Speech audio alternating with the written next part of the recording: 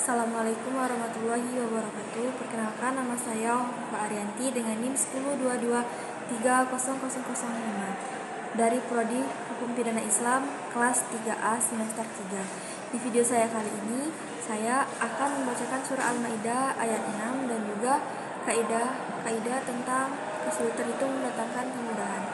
Bismillahirrahmanirrahim.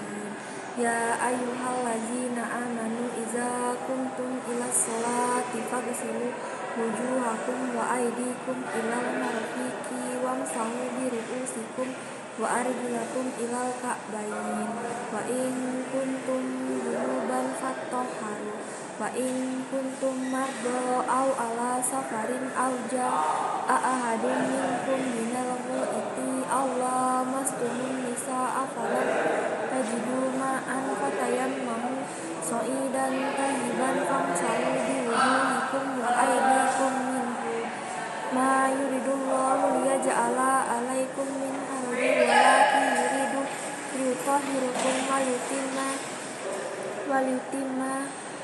wa liyutimma ni'matahu 'alaikum la'allakum tashkurun. Kaidah ketiga tentang kondisi sulit, yaitu al-masyaqqatu tajlibu taysir, yang artinya kesulitan itu mendatangkan kemudahan. Terdapat 7 macam kesulitan yang bisa mendatangkan kemudahan. Yang pertama adalah sedang dalam perjalanan atau al-safar. Misalnya, boleh mengqashar sholat ketika orang dalam perjalanan, dan orang itu juga boleh berbuka puasa dan juga meninggalkan sholat Jumat. Yang kedua adalah dalam keadaan sakit. Misalnya boleh tayamum ketika sulit memakai air dan sholat fardu sambil keadaan duduk. Yang ketiga adalah keadaan terpaksa yang membahayakan kepada kelangsungan hidupnya.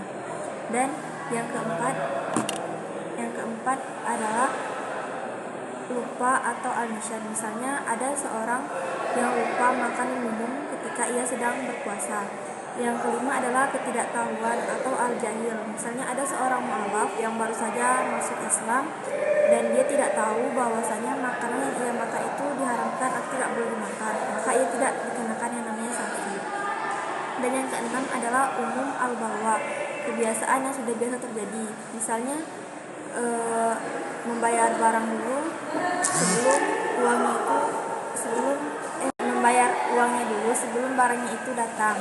Dan yang ketujuh adalah kekurangan kemampuan bertindak hukum. Misalnya itu seperti anak kecil, orang gila, dan orang yang dalam keadaan mabuk. Kaidah cabang dari kaidah ketiga. Yang pertama adalah iza doko amru itasa'a wa iza itasa'a doko, yang artinya apabila suatu perkara itu sempit atau sulit, maka bisa menjadi lapang atau mudah, dan apabila telah menjadi lapang atau mudah, maka dapat juga menjadi sulit. Contohnya itu boleh berbuka puasa pada bulan Ramadan itu karena keadaan sakit atau dalam berpergian jauh. Dan yang kedua adalah majaza liuzri batola biwazali, yang artinya sesuatu itu yang boleh karena uzur maka batal karena hilangnya uzur. Misalnya wanita yang sedang menstruasi itu dilarang sholat dan juga puasa. Nah, larangan tersebut itu bisa saja hilang ketika ia tidak lagi sedang dalam keadaan menstruasi.